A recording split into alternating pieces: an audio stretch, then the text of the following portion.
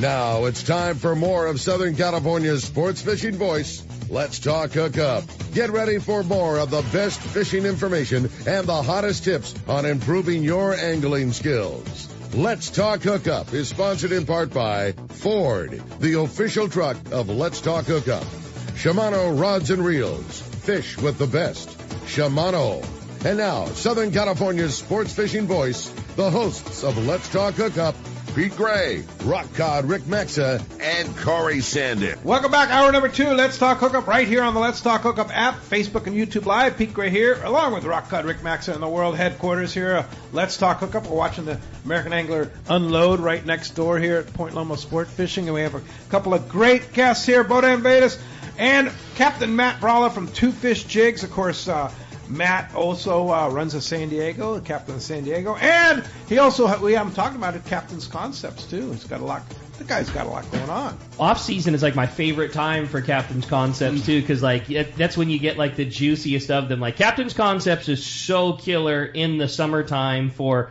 I'm going fishing next week, and I get to watch a video of exactly what Gavin did on the Queen that week and exactly what the guys that caught fish on the San Diego yesterday. There's a video that comes out of them talking about it. Wintertime is more my favorite because the videos are stuff like this, and whether it be an in-depth surface iron, tackle info, that kind of thing. Like there's so much more like juicy nuggets that happen in the wintertime than in the summertime with the reports. Yeah. But you said it best, man. We're pumped to have these guys in here today, both Captain Matt and Bohdan. And if you want to join us, it's been a very, very busy morning of Let's Talk Hookup, and the second hour is all about your text. If you want to join us, the only way to do it is via the text, which is only available through that Let's Talk Hookup app. It's a free download if you don't have it already. You can catch all the archive shows, all the great information, and when you send in your text question today, make sure you include your name and your contact info. Man, Pete, you talked about at the beginning of the show, these guys were so generous. We have a bag full of Two Fish jigs. I see minis in there. I see CNC JJ jigs. I see the brand new B3. You'll be one of the only guys on the block to have that brand new lure. Hardly available. The Giga. I mean, even Matt, look at Matt. He's been I only have a couple of them. It out.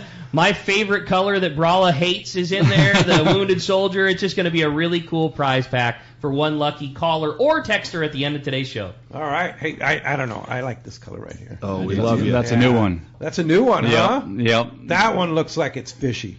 The first cast I made with that one, I caught one. Yeah. That's a 240. Yep. That's 240. Yeah. 240. Yeah. My biggest problem is the first Two Fish jig I ever owned. Oh, so this one. I was given from Brandon, and it's a Wounded Soldier 270. And I had one of the best days of surface iron yellowtail fishing, and I'm not willing to take it off. I since have a box half full of them, and the same way that you said your 240 never comes off your rod, that Wounded Soldier 270 will not come off of my surface iron rod until a sea lion or the bottom takes it away from me. But so there's zero reason to change, and I won't. Yeah. What's the difference between the 240 and the 270? It's just the whole position on the front there. So they look like identical. Yeah. The profile is exactly the same. Exactly. The same. Yeah, they're identical. So everything about them, the nose, the hips, the thickness, everything is all the same. It's just a little difference in the front hole where you tie your line to. Yeah. So the 240 is a little further back, the 300 even further. The 240 is the most forward. But the bodies are identical. Exactly. On the 240 to 270, so when it gets spit out of the machine, it's the same lure. It's the same lure. And then the hole placement is what designates 240, 270, 300. It is, and you would think that's such a minor difference. It can't affect it at all. And it does, and like we said, it's got the same basic pattern, the same basic kick, but the 300 is a little more accentuated, a little harder break, and I really think when we first started making them, we put them in the water, and everybody said, oh, the 300, that's the thing. It looks the best to people's eyes. But that reality of what looks good to us versus what looks good to the fish. And for me, it was really interesting to see that. Everybody said the 300 is the one to do. And now everybody says it's the 240. Not everybody. There are guys who only fish the 300. There are guys who only fish at 270. And for me, I like having that variation. And since I get to be the guy who makes it, And Matt, said, this is what we should do. We really like that idea of having a little variation. So which hole is different? The one that you tie to, or the one that the nose hole, the one you tie to? So this one next to the hook is identical. They're all the same. It's this one on the top that you tie to is either forward or back. Yep, and that's where the lure pivots. So that just a little further back, it definitely changes how they perform. Okay, so what is the different situations you're going to fish the 240 to 270 and the 300, since they're identical jigs other than the hole placements? So it's definitely current. For me, like I said, 240, especially when we're drifting. A lot of times on the San Diego, we're in the last 10 years or so, we do more drift fishing for yellowtail than we do anchor fishing. When we're drifting, I like the 240 because I can kind of pick up the pace a little bit. Once we put that anchor down, you kind of have to let the current do a lot of the work for you. So that 300, I can cast it out and slowly crank it in, and the current's pulling on it, and I'm letting the lure swim with the current. It's like a river, so you're kind of letting it do its thing in that current there. So the higher the number, the slower you want to fish it? Is that something you can relate that to? It changes day to day. It changes day to day. Depends on the current. It depends on the current. Conditions are everything. And it's also what you like or the fish like. There's a lot of these lures we make are not, it might not be what Bohdan likes or Brandon likes or what I like. It might be for someone else. Because I know a lot of guys who are good jig fishermen, and they tie on a lure and it's like, man, I don't like that thing at all, but that's their favorite lure. So it's all what you like, but it's also what the fish like. So it could be day to day. I do like that, though, Pete. I know you're looking for a rule of thumb. And I like that you're looking for where's a starting place. So I think as a starting place, you're saying the right thing. But as Matt said, you can't always stick with that. That's not a universal statement. So it's not always slow it down. Conditions every day. Conditions make a big difference. It's Mother Nature. There's nothing set in stone. So Matt said something earlier that I really think is worth repeating for people on the radio, that I really think is important. And the more I learn about jig fishing, the more I believe in it. Is, like you said, if the fish are really fired up, if they're on the chum and they are just chasing everything, you can fish a little faster. There are days out there where you're fishing too fast. There are days where part of the reason why you're not getting a bite is because people are winding their jigs way too fast. And if you notice the fish are out there slack tide, there's not a lot of current, things are a little bit slower. That's when I put a 300 on. I put a 300 on when, there's not a lot of water movement, there's not a lot of flow. That's the word I'm learning everybody uses these days. Current, other things, flow. If the water isn't moving fast or moving at all, put a 300 on. Okay. The one thing I want to add to this too is these guys make really, really good jigs, and I would bet that the difference between a 240 and a 300, regardless of condition, is oftentimes going to be a better swimming lure than a lot of what else is out there. So don't be so worried that, because you have a 240 versus a 300, the baseline of what all of these lures do is they swim really good, and they have good hardware. They do. they really, really do. That they're good, and it's good. It's good to have different lures for different conditions. But man, one of those things that if Bralla thought that the perfect condition today was for a 240, but you had a 300 on there, I would bet that 300 is going to perform a whole lot better than a lot of what else is in your You're still going to catch a fish. Yeah, you're still going to catch a fish, but there is those niche times where there you need to dial it in, and you might get one bite or you might get a couple more bites. That might be the difference. But all these lures, if you present them in front of a yellowtail that's boiling, you have a shot at getting a bite. Yeah. Well, let's jump in and find out what's biting out there. Got it, man. It's time for our catch report with a private boater buddy. Captain Mark Wish has got our fishdope.com report this morning. Today, that's sponsored by Gamakatsu. They've got an amazing lineup of fishing accessories that are now available that includes fillet knives, everyday carry knives, those killer G-boxes, bags to store your tackle, ceramic braid scissors, and a whole lot more, along with the best in freshwater and saltwater hooks. You can see your local dealer or check gamakatsu.com. We got him. Captain Mark Wish is standing by. Good morning, Mark. Morning, Ricky, Pete, Matt, Bohdan. Man, you guys are just, this is so much fun. I love listening to all that jig jive you just were just talking about. Jig jive. I like that one. Okay, but I got to take issue a little bit with what you were saying, because I didn't hear one single mention of your jigs being fished for sea bass, and I kind of like fishing those things. Yeah. And what you're talking about there, by dropping that hole back a little bit, probably works a little better at slower speed and probably has a little more kick.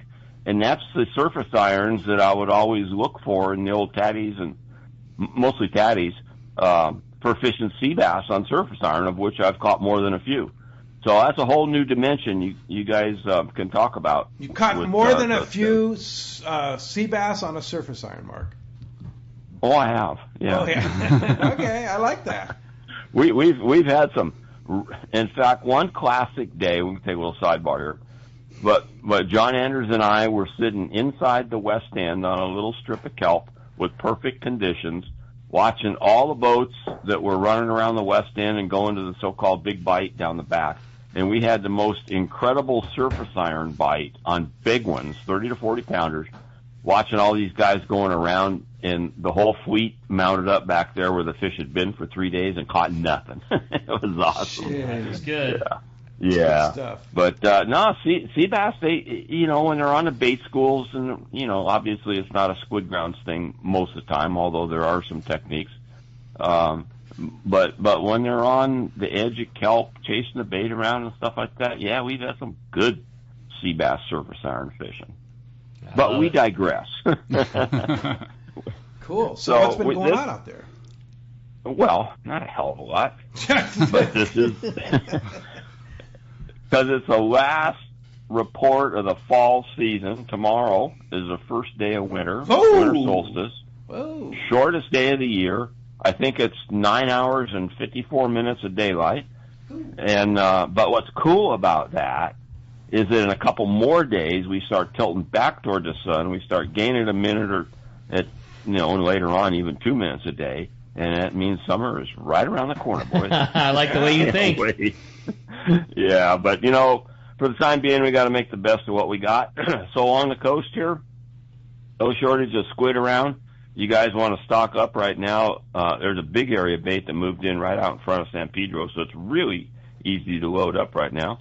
And again, as I mentioned before, when the squid gets in that zone right there, you guys want to try and catch a wintertime sea bass. You want to set up on Furman Reef, which is just inside of that, and just up current from the boiler. You got to watch out for that boiler that's in there, because it's definitely a bumper. You don't want to be poking around inside that kelp bed without knowing where you're going. And 7 to 8 fathoms, and that spot loves the uphill current. You need a good uphill to get it going, and then once you get set up, be chopping and chumming that squid. Keep a steady trickle of squid rings going over. Get the smell in the water, and be patient. Those sea bass are around, and it's a good way to catch one. Good place to catch one right there. Also along the coast, totally different fishery, is that offshore bonita that's around. I mean, what a showing those things are making. It's just awesome. Yeah, all the way pretty much from Dana down to where you guys are in San Diego, mostly off the beach a little bit, 1 to 3 or maybe 4 or 5 off the beach. And you're going to find them by trolling feathers or little plugs. Watch for the bird schools. The birds get on the bait that the bonita are pushing up and throw it through there, get a jig strike, and then fish them on live bait or crocodiles or Colt snipers or something along them lines. And man, it's just game on. Those guys are just so much fun and tasty if you take good care of them. Man, those things are delicious. And at the islands, not much of consequence, to be honest. There's other than cod fishing, in terms of surface fishing, virtually nothing that I've heard of anyway. Fortunately, there's pretty good rock fishing at multiple islands, but that's going to end pretty soon here. It ends at the end of the year. It's all over for a while, so if you guys want to go catch a few cods, get out in the next few days before our weather changes. And then, like you guys were talking ahead of this segment here, you mentioned that Captain's Concepts thing, Matt, Gavin, you guys have done an amazing job with that in terms of helping out fishermen. Obviously you guys are, slanted toward the sport boat stuff, which is fantastic. But I listen to those reports, and I take lots of notes on a yellow legal pad. I've got 2 pads almost filled with notes listening to you guys. And all that applies to what we do on private boats tremendously. And, God, we use that info and dial in our customers, and hopefully they're paying attention and catch a few more fish. But congratulations to you guys. You guys are doing a fantastic job. Thank you. I appreciate that. And that's this week's report. Wow. And, of course, fishdope.com, $30 off a new membership to fishdope.com using the code HOOKUPNOW, lowercase, no space, HOOKUPNOW, your $30 code. And how do we find you, Mark? Pete, we're in Huntington Beach. We're on the corner of both of Chica and Edinger. Phone number is area code 714-840-4262. The website, PacificEdgeTackle.com. And for you guys thinking bait tanks for next year, now's the time to get an order. We're a little slower than normal, so we'll get you in and out a little quicker. So check in with us, and we'll get you going on your new tanks there. Good info, Mark. Great job. Appreciate it. Report very much. We'll look forward to talking to you next week. You got it. We'll see you guys. All right. Thanks, Mark. All right. Appreciate that. You know, as a private boater, we just had the private boater buddy there. One essential piece of equipment, and I know Matt will agree with this, is a good pair of gyro binoculars. Oh, yeah. Yeah. It's a must-have. Yep. It's an absolute must. Baker Marine, the best place in the world for your gyros, has right now a great deal on the Fujinon TSX 1440s. They have an instant rebate. It's like $170, $180 on it. Brings the price down to close to $1,000 on those. And that's the new ones, yeah. Yeah. The TSX. That's awesome. And it's not the true gyro, the true $5,000 gyro, but it's pretty darn close. But for your skiff, it's a world of difference. Yeah. Trying to look through regular 7x50s in a skiff is like. Yeah. It's a game changer. Yeah, you might as well just go home. Yeah. In terms of finding fish, that is the best spending of your money that there is. I mean, it's no question. On a private boat, you will find such a higher percentage of fish with your eyeballs than you will with anything else. Better than your electronics and all those kinds of things. Like that is a must. That is a must-have, and that's bringing the price down to. I'm not trying to pretend like $1,000 isn't a lot of money. It is, but that is a have-to-have. Worth every penny. Yeah. So, and Baker Marine is the place because they also service them too. Totally. Oh, you buy it from Hearts Baker. go there a lot. Yeah. At some point, your gyros are going to need service. Yes. And Baker are the people, and you buy it from them. You're not going to pay any more than anywhere else. And now with the instant rebate deal, you're going to pay even less than normal. They're the best. So. You're looking for that last-minute Christmas gift for somebody special like Bohdan on your list or something like that, go to Baker Marine, get a TSX 1440 by Fujinon. You won't be sorry. Find your own fish. Yeah. Find your own fish. Yeah, find your own fish. Don't just follow Matt around, right? Please don't. Yeah, please don't. I love it. All right. Hey, you have a great text now, Rick. I definitely do, and this one was an interesting take. It says, "Hey guys, I got myself a JJ240. It's the only jig in my arsenal that swims without having to put any type of hitch in my retrieval speed. The jig is absolutely awesome and quickly became my favorite. My question is, for the other jigs in my box, if I were to change the hooks on my newer Tatty 45s to a 2.0 size hook like I believe is on my JJ240, would that improve the swimming action? Is there anything I can do to my old jigs that aren't as good as my JJ240? Definitely. Hook size is huge. There's a reason we have those hooks on our lure. I would sure love to have a giant ST66 on the back just because it's never going to bend, it's never going to break. But your lure's not going to swim good with that giant heavy hook on the back end there. There's a fine line on balance. Surface irons are like surfboards where balance is kind of everything. The way it's shaped, the ring size, the hook size can affect everything. And I mess around with my rings and hooks all the time. Even how you configure the hook, whether we call it backwards or forwards, how you put the hook on can make a difference too. Yeah, because a treble hook hanging from a vertical jig like that, there's a difference in position. Yes. A rudder down or rudder up is what we always say. So the way I tell people to do it is you want the flat side to have the one hook and the two barbs on the belly side, the round side. I'll show that. That's important. And you pick up every one of these jigs, and every one is like that. Yeah. For me, that's the proper way. Although candy bars and a couple older jigs used to be reverse. But I've noticed me messing with jigs, because I'm always putting new rings or hooks on different lures, is that can make or break your jig too. You could have a jig that looks really good, everything about it looks good.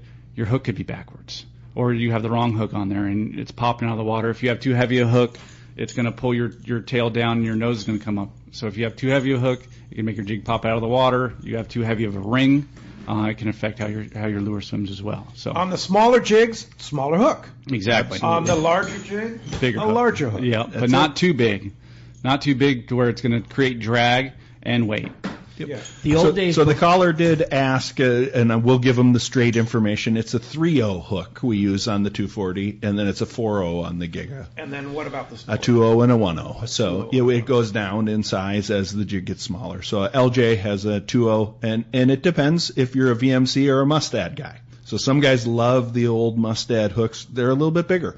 So just like these are VMC hooks. VMC hooks. Those are the That's the one. That's the jig hook. That is the best hook around. Some of the old timers swear by Mustads, and when we began, it was all we could source, and so we put Mustads on there. And a 3.0 Mustad is bigger than a 3.0 VMC. So just like every other hook, the manufacturers don't have it, the same across the board. They have their own sizing, and they use the same numbers. So, if you're putting a different kind of hook on there, we also think the 3X or, the 2X and the 4X and the 6X size hooks makes a difference too. So the thicker the hook, of the wire. Yeah, the gauge of the wire. And so we don't think you need a 6X, hook on there. We don't want that. It's going to drag the jig. Right? It is. Yeah. Yeah. And then what about the rings? Is there a particular size? There are. Yeah. And so we believe we've got the ring size for each one. And, as Matt said, there are some guys who think a little thinner wire. Matt likes a little thinner. And so, for us. If you really want to be a tweaker, I put thinner rings on my jigs. Do you? Yeah. These are thinner, right? Mine are thinner. Mine are thinner. So who does the brazing? I do. They're welded. It's welded. It's a TIG weld. That's good. Yeah, thank you. Yeah, thanks. Yeah, it's really good. So you see some of the jigs and they have little bumps on them. These have no bumps on them. It's fused together. So that's stainless steel. There's no filler material. It's not bronze brazing. It's a TIG weld. So it's all stainless steel. Which is stronger than a braze. Yeah. Yeah. There's a reason that these jigs carry a little heftier price tag, and it's everything you just heard right there. It's everything that goes into. They're not putting the cheapest hook that they could find on and the cheapest ring that they could find, because that would drive their cost way down. It's 100% built on the performance of the lure. The rings match the lure, that matches the hook, that matches it. Like, there are a lot of surface irons out there. You could look at them on the rack, because I know that we have it in our store, and brand to be named to not be named. There might be 4 different hooks on the same jig, and it's because that's what they had or that's what was cheaper. It's not that way with these particular ones. Like the hook is critical in their opinion to how that lure performs, and it's 100% built for the performance. If it costs an extra $1, well, that's just what it is, because that's what it takes to make the best lure. So one other thing I just noticed, a little slow sometimes.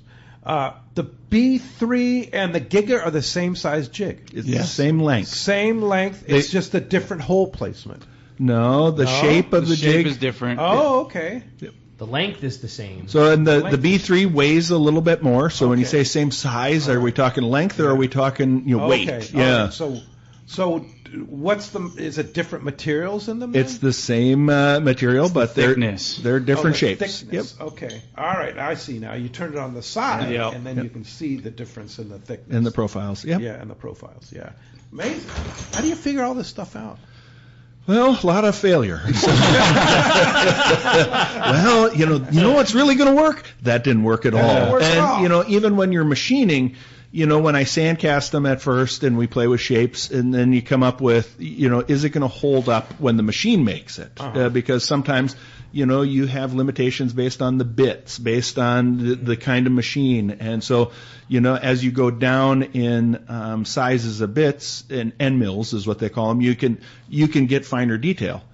But it takes more time on the machine. So it's production. It's things where the machine is ripping super fast and pulling material off there, because every moment on the CNC machine costs money. And so how do you get that price point, and how do you do it? So you can get finer detail. You can do things. How are you getting a fine finish on there? Are you bead blasting it before you do it? All these things that take time, like Rick said, time is money. we want to produce the right jig. And so we're trying to hold tolerances. We're trying to hold, things are right for what we believe. Other companies can do what they do. Totally. We're trying to keep quality up there as best we can. And that is, important to us.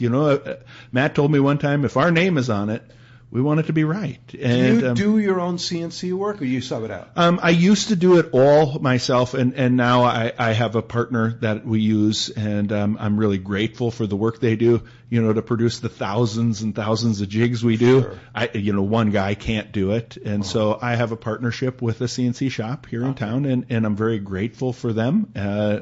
They are fantastic, and I'm really, impressed. They've taught me a lot, too. Manufacturing is one of those things you think you know something about, and then you talk with guys who do it, and they say, well, what about this? What about this? And sometimes they're coming up with the what about this because they want to save a nickel. And then you have to have the conversation about, I understand why you want to do that, and we would prefer to do it this way. It's why everybody sends it to China, if you don't know, because the Chinese make it cheaper. But you can't keep quality control as much as These you can. are all made in the USA. USA. It's all American made, even made right here in San Diego. Wow. So Yeah, all these are painted and ringed in La Mesa. In a garage. They are. Yeah, That's cool. Hey, Harry in Chula Vista has a question here. He says, good morning, great show. You mentioned the pink jig. How is the performance compared to other colors? Also, what is your favorite knot to tie on a jig? Ooh, good questions. So, for me, yellowtail fishing color does not matter to me. I just want to be able to see it at the extension of my cast. With that being said, you need to be confident in what you're fishing.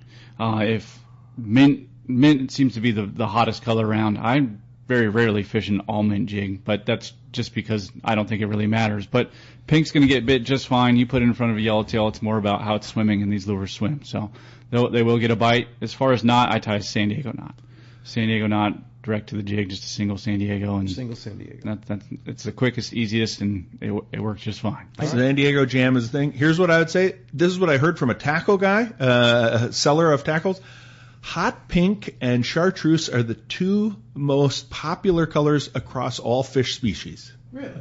Now, is that saltwater? But, if you look at freshwater, where I grew up in Minnesota, hot pink and chartreuse are a dominant color. Yeah. Chartreuse especially, right? Yeah. Chartreuse is across the board. It is. Fly fishing and everything. Yeah. I mean, look at Clouser minnows. They're all chartreuse and white, right? Yep. Yeah. Perfect. That's what we like. I thought this was a fun one. It says, good morning, gentlemen. I completely understand your special connection that you have with your products being available at the San Diego landings, but we're dying up here for two-fish jigs. Is there any chance of seeing them farther north, like Channel Islands? Also, Matt, is there any opportunity of having a sponsored workshop-style trip through Captain's Concepts or two-fish jigs? That's from Aaron calling us from up in Santa Barbara. Great questions. They are up at Savon Tackle up in Rancho Santa Fe Springs, Santa Fe Springs. Yeah. So they are up at Savon. We'd also have them up at Hogan's Tackle and Dana Landing. Dana Point. Dana Point, man, I'm really failing here. We also have them in all the landings here in San Diego, Dana Landing, Seaforth Landing, and they will ship them. Our problem is, how do we get them up there as far north? And I wish those guys fished the surface iron more up there in the Channel Islands, but they don't. And you only sell through the dealers, so you'd have to call Fisherman's Landing, Dana Landing, Seaforth Sport Fishing, and then they'd ship them. They will, and that's the beauty of a CNC jig, because a CNC jig it's not you're picking one off the rack. They're all, you say, I want this color and this, and it's going to be the same thing. Now, I do like to touch them with my own hands and look at them, but for a sandcast jig, that makes a big difference. For a CNC jig, it doesn't make that big of a difference. Yeah, there is no variation is what we promise. Yeah. Rudy in Carlsbad has a great one, a little lengthy, but bear with me because it's a good one. He says, good morning, gentlemen. I have jumped on late this morning, but I'm stoked to hear that Bohdan and Matt are here. Two Fish has officially ruined me on irons, and now it takes up most of my slots on my iron bag. I already covered, I apologize, but do you guys know color and size that would work well in La Jolla?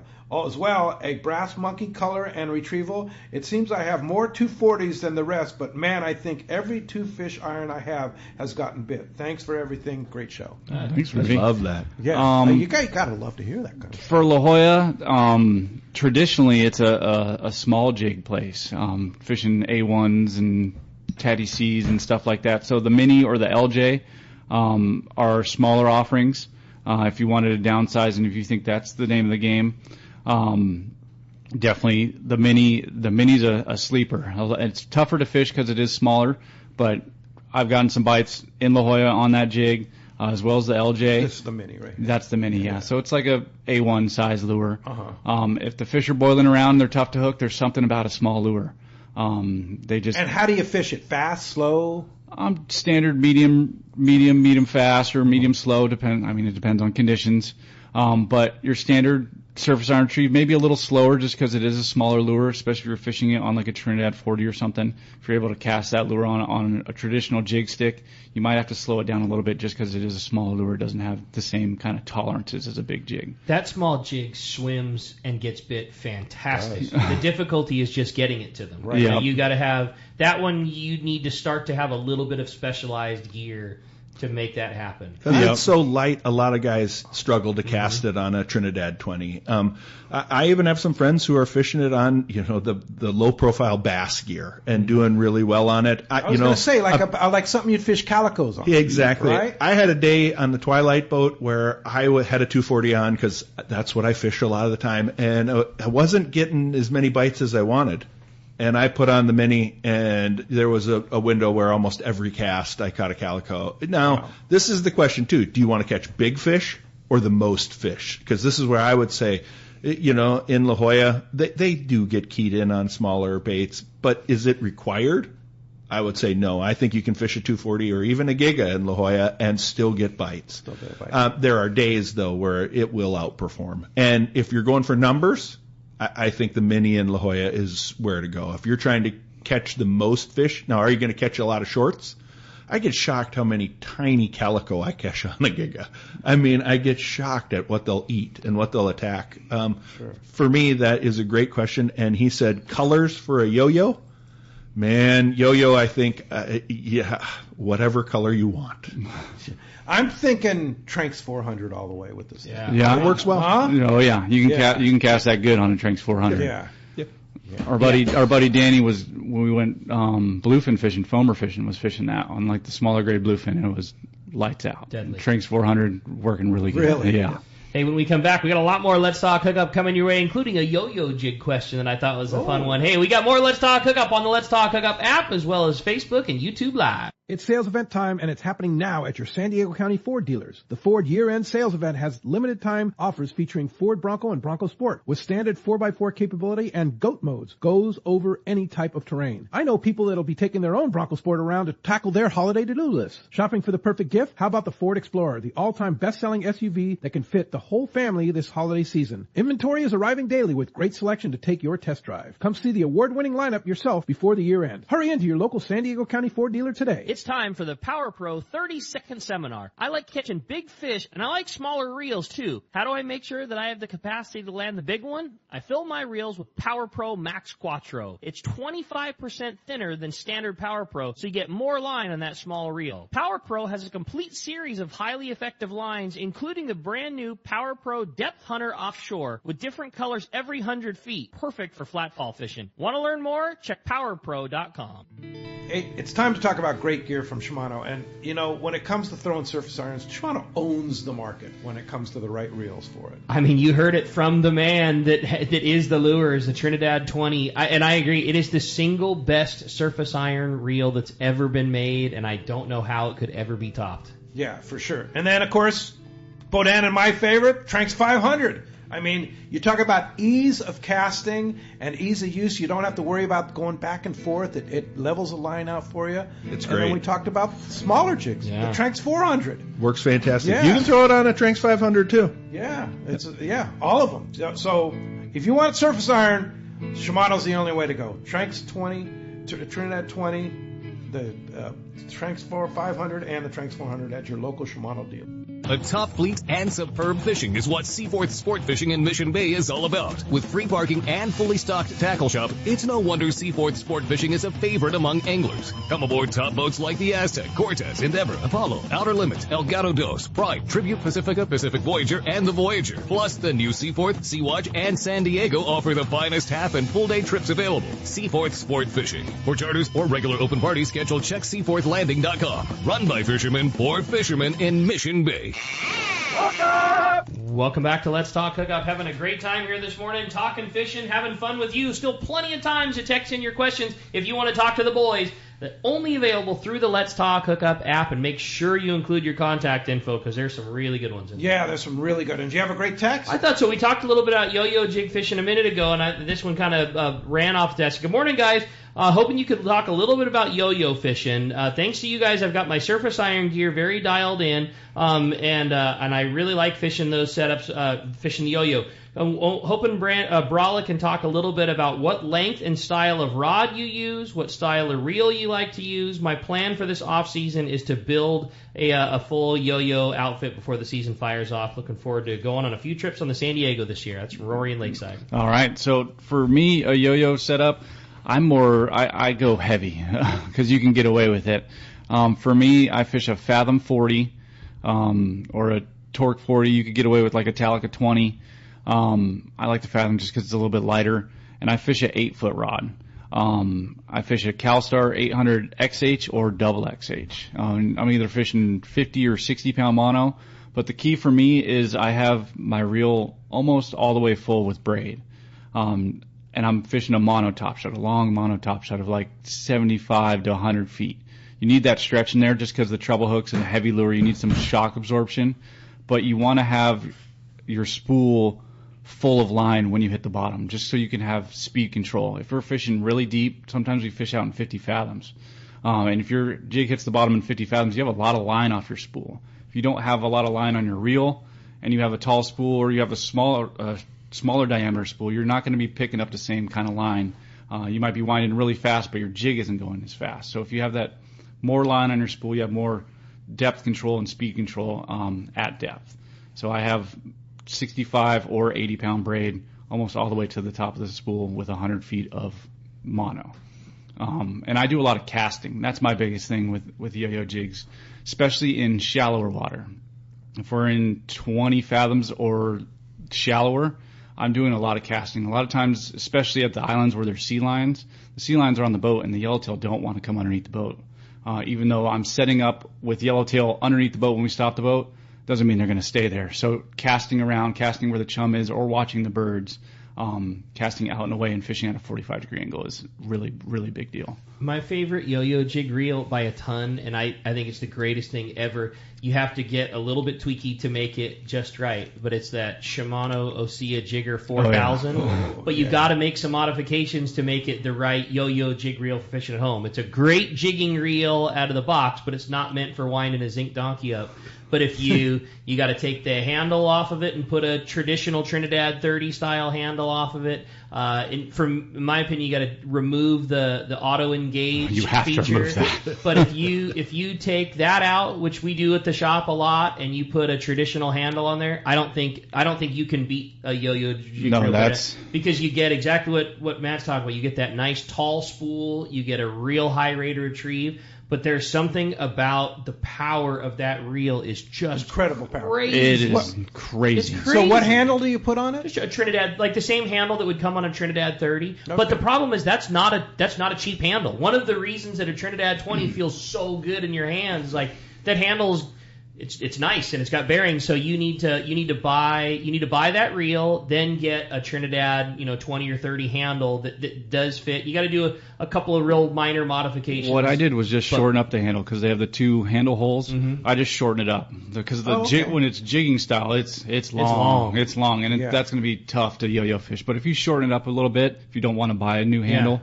That works pretty good fine. too. Yeah. And how do you take out the auto engage? You take it to Fisherman's Landing. And have yeah, that's something inside the reel. Yeah, it's internal. Yeah. But man, you do those things for Wahoo Bomb or winding a yo-yo jig reel.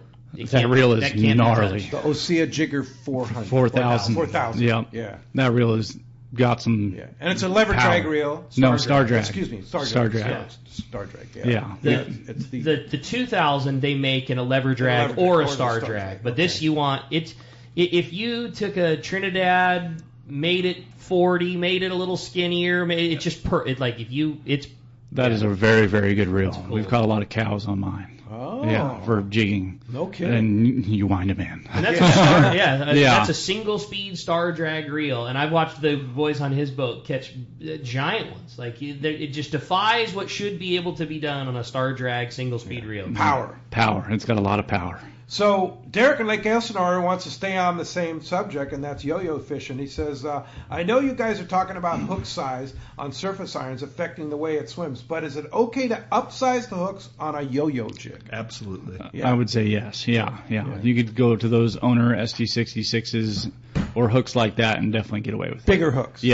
Yeah, bigger, do you heavier recommend hooks. that, or what do you put on your yo-yo? We put them stock, and so we use a 4.0 VMC hook. It's sturdy enough. So, and these are what size? So that's a 3.0 right there. 3.0. If you So pick the up the 4.0 Giga, is thicker. These you are pick the up the 4.0s. Giga. This is a 4.0. Yeah. Okay. The wire, because it's a bigger size hook, it is a little bit bigger. It is plenty big. Caught a lot of 30-pound fish on it. It works just fine. And how big are the brass monkeys?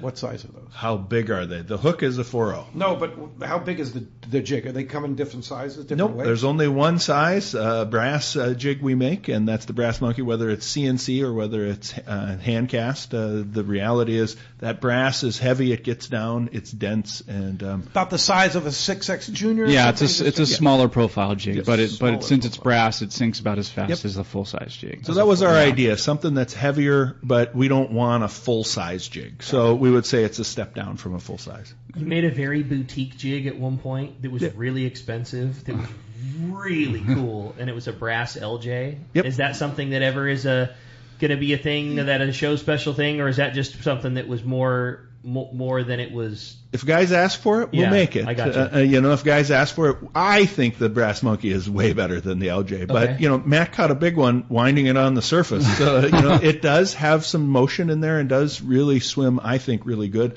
I think the brass monkey is superior. better, But it's one of those things where we did something and guys really fell in love with it. Sure. It was one of those things where we did something to see if we could do it. Yeah. Brass jigs, were they going to be the thing to do or not? So. And do you If fishermen's put in a special order, we would definitely. Okay. and do you does the brass monkey is it still available in two versions?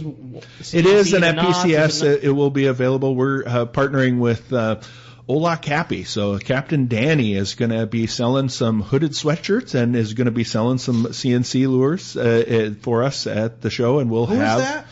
Danny Higley, who's out of Oceanside. He used to be one of the deckhands on the San Diego, and he's still got is. a little 4-pack. I think it's a 36 yellowfin that he runs out cool. of. That he runs out of Oceanside. Out of So if you're looking Oceanside. for a charter fishing bass or San Clemente or tuna, Oh, really? he's your guy. If you're And up- what's the name of the charter company? Ola Cappy. Ola Cap. Yeah, Yeah, Ola with an H. Yeah, Ola like the Spanish. Ola, hi. Yeah, there we go. And so Ola Cappy. Ola Cappy. fishermen's will have at the PCS show, and then Danny will have some things Oh, that they don't. he has so his own booth. he's got the booth, and we're partnering with him. That's cool. And he'll have some of the things that maybe wouldn't be on the rack. Exactly. At Tackle Shop. So we're going to have some things that'll be show specials. Yeah, we'll have the specialty Jumbo things. J through him. We'll have some sweatshirts and T-shirts through him, and that CNC brass monkey. Yeah. The problem with CNC brass is, the price point. I'm Are sure, guys yeah, willing totally. to spend, that It's a kind of niche. dollar on that? And some guys are. I fish it because I think it's a fantastic lure. But what a good thing to get at the show. Like Yeah. you said, I'm sure for a company standpoint, it makes a lot more sense to make the everyday, really good fishing, really good swimming, but more affordable for everybody thing. That's what you put on the rack at the tackle store every day, but it's always fun to have some specialty stuff. I will say at the that show. brass monkey, our last 3 trips running at the Coronado Islands, was by far the hottest jig. That's awesome. Yeah, there was guys fishing that, and they definitely caught more than anybody. And it always has been and always will be a brass jig. Yep. Well, maybe. We'll see. Okay, gotcha. Hey, Randy in San Marcos says, great show, guys. Got a question regarding bluefin jig fishing. Does Two Fish Jigs build a tungsten jig for bluefin fishing? It's a good question. No, we don't. And we talked about it. Tungsten melts at about 5,000 degrees, so it's not going to be something I'm going to be melting. You know, and versus like brass melts at. Brass melts at about 1,800 degrees. Okay. So if we're talking Fahrenheit versus Celsius, but 1,800 versus 5,000, that's a big difference. And a lot of the tungsten is made through pressure, where they press it together, and that creates the heat and pressure. So, tungsten has been the revolution this last couple of years for bluefin, and I think it makes a difference. But I will tell you, I fished Fish for Fish on Pacific Dawn this year with our nighttime jig, which I think works really well, the Midnight Rider. The Midnight Rider is a lead jig, but it's compact. It's like an Eddie Bomb, and I think it fishes every bit as good as a tungsten. Matt will disagree with me a little bit, because there are times those tungsten jigs are just a game changer. Well, daytime, right?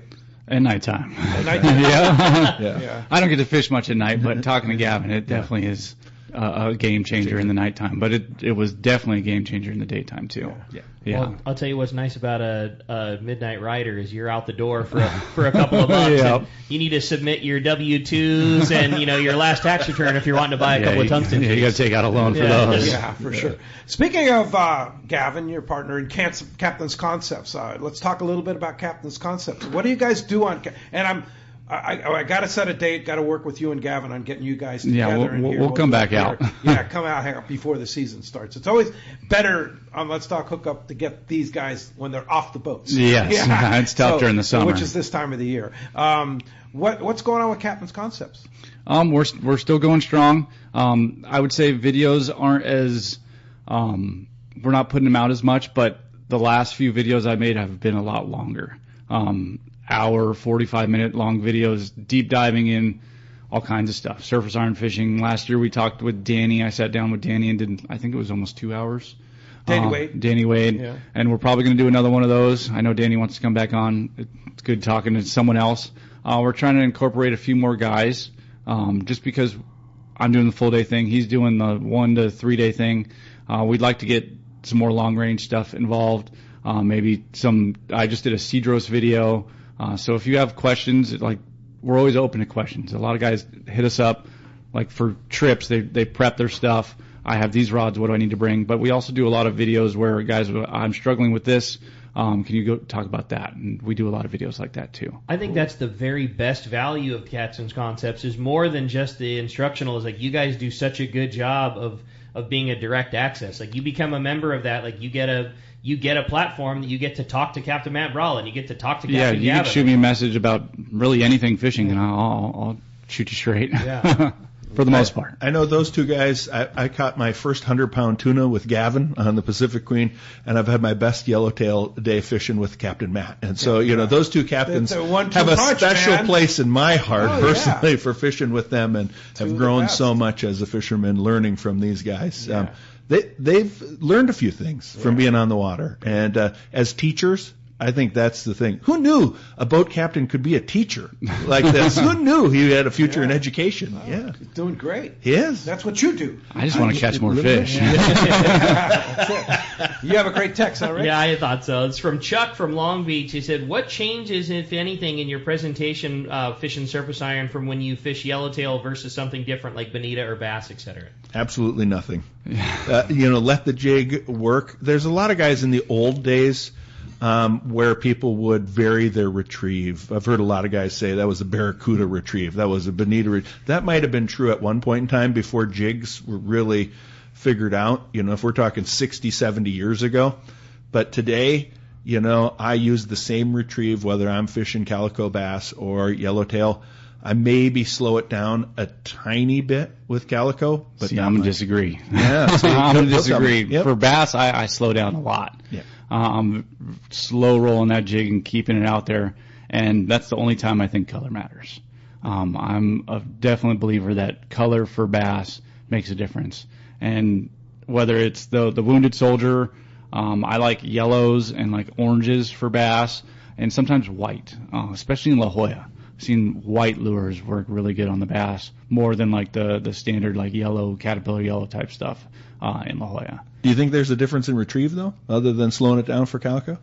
I'm a slow guy. I'm like slower than I almost ever wind for yellowtail. But there's times where I wind like that for yellowtail too. But for the most part, I'm slowing way down for the bass.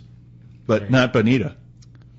Maybe if they're missing the jig, try to keep it in their face longer. Like you said, you just if it's you keep if you're not seeing what you think you should be, like you should be getting a bite in this way, you're willing to speed up, slow down, do this, do that, tie a different lure on until you find what. But that's a conditions thing, not a Right. fish thing. Mm-hmm. That's not for a species of fish that I would say. But The bass, I think, definitely like a slower jig for the most part. There's times where they're juiced. If you're fishing like San Clemente Island, it's a little different than fishing Point Loma or La Jolla.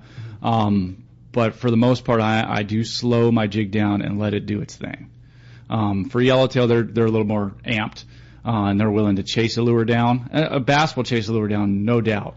But I like to keep it, especially when we're fishing the kelp, the longer you can keep it near the stringer, the more chance you have of hooking a bass. And what about barracuda? It's something that we don't have a lot of the last couple of years, but boy, this fishery is built on catching barracuda. Man. Does that Yeah. change faster, slower?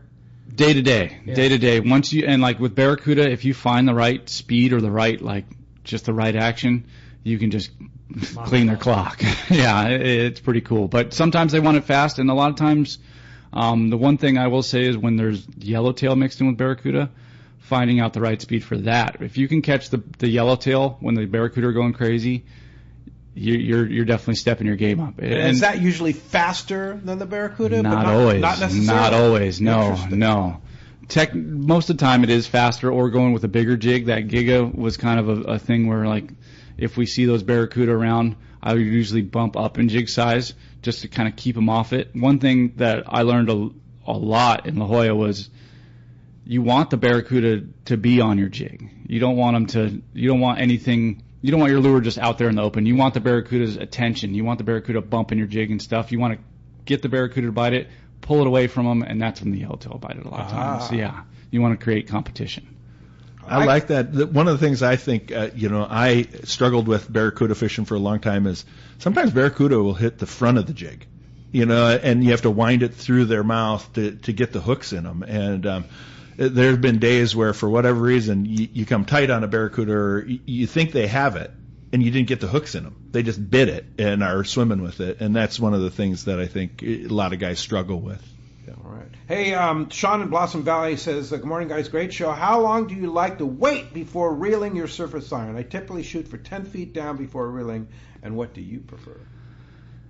For me, most of the time, I'm winding as soon as it hits the water. I believe that, especially if you're casting towards a fish, like you see visual fish on the surface, that if it hits the water and doesn't immediately start swimming, they're definitely losing their interest. Because it doesn't look... A lot of times they see it from the hit on the I'm water, sure, right? I mean, you could watch them a lot of times. They'll see it in the air. Yeah. Like if you're chumming for yellowfin tuna and they're biting really good, you'll throw a scoop of sardines out and you'll see them chase it in the air and wait for it to hit. Right? Oh, yeah. So I'm a firm believer if your jig hits the water in front of a fish and doesn't immediately start swimming, their interest is gone. Interesting. I'll tell you, that's one of the other reasons that you spend the money to buy a two-fish jig. A lesser quality lure needs to sink down so that it doesn't pop out of the water and start spinning on your retrieve. And you go buy your JJ 240 and make a cast with it and hit the water and start turning the handle, it's going to stay in the water the whole time. There might be times where it's choppy or something, and there's wind chop where you might have to let it sink a little bit. But for the most part, if the weather's decent and there's not white capping and stuff, as soon as that jig hits the water, I'm turning the handle. It's one of my biggest frustrations in lesser lures is that they don't stay in the water well, and you shouldn't have to wait 10 seconds before you turn the handle on your lure to keep it in the water. Like, that jig's not good. Yeah. Yeah, for sure. You have another good one? I thought so. It says, hey, when you're fishing, Bralla mentioned having 20 jig rods. For an inside advanced course, I have a question. Do you fish specific jig rods for specific lures? I have a 10-foot Alua. I have a CalStar 100 mag. I'd love to know what your recommendations are if you could have a specific rod for a specific lure. Yeah, I definitely, there's certain rods perform well with certain weight lures. So like an Alua likes a bigger jig. Like most Aluas like a bigger jig. Once you start, I would say Alua is kind of the top end of like beefiness, and then as you go down, you can go down in jig size. So like the Aluas, I usually fish like a Giga or the B3. If it's a full length Alua, like a 10-footer, you can get away with the standard like JJ size jig. And then once I get into like I have too many to name, but like a 100J per se, you could fish a little bit smaller lure like that LJ and stuff like that. And then once I get into like the minis, I have like very specific rods. That Wahoo, the UC Wahoo is a good one. That's a really good rod to fish all kinds of jigs. You could fish the Giga to the mini on that. But then I have rods that they don't make anymore that I fish a lot for those smaller jigs. Some old like Tatty blanks, not the CUIs, the old Tatty like graphite blanks when they made those. I have a couple of those for fishing the mini. There's another one that I like is the UC, what is it? UC 85 Phantom was a good one to fish. Was with a Trinidad 16 and 30 pound. Fishing that mini was money. Cool. This is why you get Captain's Concepts. This is exactly why you subscribe to Captain's Concepts. Yeah. Hey, when we come back, we got a lot more Let's Talk Hookup coming here, including finding out who's got themselves a whole bunch of brand new lures. More Let's Talk Hookup on the Let's Talk Hookup app, as well as Facebook and YouTube Live. Hi, this is Captain Ray Lopez, owner-operator of the American Angler. I've spent more than half my life aboard the American Angler along with my partners Brian and Lori, developing a team that's as good as it gets. I've been fortunate to spend time on the ocean with so many fine people that I look forward to fishing with. We can't thank you enough for being part of the American Angler family, and if you haven't joined us, we love the opportunity to meet you. Text or call Lori at 619-223-5414 or check AmericanAnglerSportFishing.com. Power your boat with Norsk Lithium, the ultimate choice for marine adventures. Our batteries deliver unmatched starting, trolling, and electronics power, packed with cutting-edge technology like Deep Sleep to eliminate phantom draw. Built with rugged BCI-compliant cases, they're designed to handle the toughest conditions on the water. Stay in control with the Norsk Guardian app. Monitor performance, track battery health, and unlock advanced features right from your phone. Charge with confidence using Evotech onboard and DC-to-DC chargers for fast, efficient, and hassle-free power management. Designed for maximum compatibility, these chargers keep your entire system running at peak performance, so you're always ready for the next trip. With a 10-plus 2-year non-prorated warranty, you can trust your batteries to perform for years to come. Our industry-leading warranty ensures you get the most out of your investment. With dedicated customer support if you ever need it. Upgrade your marine power today. Set up your custom system at NorskLithium.com or visit Trolling Motor Doctor in Lakewood. Norsk Lithium. No matter where the adventure takes you, we've got you powered. For your next fishing adventure, check Point Loma Sport Fishing. They offer half-day and full-day trips daily, perfect for families and the novice or seasoned fishermen. Point Loma Sport Fishing also offers overnight to multi-day trips, targeting the best of seasonal catches. Visit PointLomaSportFishing.com, where you can purchase tickets online and get more information on the trips available, or call 619-223-1627. Want to go fishing? Point Loma Sport Fishing has you covered. One rod has set the standard for serious saltwater anglers worldwide, and that's CalStar. From the rugged dependability of the West Coast series, the lightweight strength of the Graphiter, or the performance of the GG series, all CalStar rods are handmade right here in Southern California of the finest materials and craftsmanship. Check out the new CalStar models now available, as well as upgrades to the classic rods that you know and love. If you want your tackle to be state-of-the-art tools to get the job done right, it's CalStar at fine tackle dealers. Everyone has their go-to fishing spot. My spot is Kingfisher Charters in Sitka, Alaska. Rock Cod Rick here to say if you're looking for the ultimate Alaska experience and the best value in Alaska, it's Kingfisher Charters. Owner Seth Bone and his crew consistently deliver deluxe accommodations, the finest food, world-class fish processing, and top-of-the-line fishing experience. We've literally sent hundreds of our listeners to Kingfisher, and they all can't wait to go back. Most Alaska resorts make big promises, and they don't deliver, or they'll nickel and dime you to drive up the cost, but not Kingfisher. Everything is included. Your license, fish processing, super deluxe accommodations, amazing food, airport transfers, your gear. Literally all you need to bring is your layer clothing, and Kingfisher covers the rest. They also have the finest boats and charter captains in Sitka, all for the ultimate value. Take it from me. Book your trip to Kingfisher Charters and you'll thank me. Kingfisher Charters, 800-727-6136 or check KingfisherCharters.com. Welcome back to Let's Talk Hookup. Okay, it's time. Bohdan's going to do us the honor. We're going to find out if we have a caller or a texter winning today. We're going to flip in the coin, and we have a caller today. Congratulations, Chuck from, Alex from San Carlos was our caller. My bad, I had him picked up there. Alex, congratulations. You have got yourself a bag full of two-fish jigs. Congratulations. With the new B3. Yeah, with the new B3, which Matt doesn't even have, right? I have a couple of them. You have a couple of them? Yeah, okay. Yeah, we're getting excited about that one. Does Brandon have one? Who cares? Yeah. He doesn't even fish anymore. He's sleeping through it. Yeah, pickleball. Sure. Yeah, he didn't even show up today. So, what are you going to do with him? Anyway, Two Fish Jigs, great job. I want to mention, you guys are not sponsors. I mean, you guys are just fishermen, and you're just doing a great job, and this is purely an exercise in a service to our listeners and a service to you guys because you're friends and such like that. We're so grateful, Pete. And we're grateful for you and what you guys do and everything like that. You're fantastic. You do a great job. How does one attain a two-fish jig? Well, you can get them at any of the landings, at Fisherman's Landing, Seaforth Landing, Dana Landing, H&M has them, even Point Loma has them. You can get them any of those landings in San Diego. Hogan's Tackle up in Dana, and also Save On Tackle in Rancho Santa Fe Springs. And if you're up in Santa Barbara, like a lot of our listeners, or you're somewhere else in New Mexico, you can call any of the landings here in town, and they'll mail you and they'll ship them to you. Yeah. Keep making the best surface sign. Yeah, you're on it. You're doing that now. Just keep doing that. Yeah. And Matt, Captain's Concepts. How do we subscribe to Captain's Concepts? If you just Google Captain's Concepts, it takes you right to us on Patreon. You can follow us on Instagram as well. Two Fish Jigs has an Instagram. Captain's Concepts has an Instagram. Follow us there. Okay. And there's links to everything you need to see there. Okay. And when are we going to see you back on San Diego? Well, the boat's up in San Pedro right now. So as soon as we're done with boat work up there, we'll bring it down here and do some more boat work. And then hopefully February, March or something. Be back on the water. I hope so. All right. I'm ready. Yeah, you're ready. Yeah, for sure. Thank you all. Thank you, guys. Great job, you guys. Thank you all, listeners out there and callers and texters.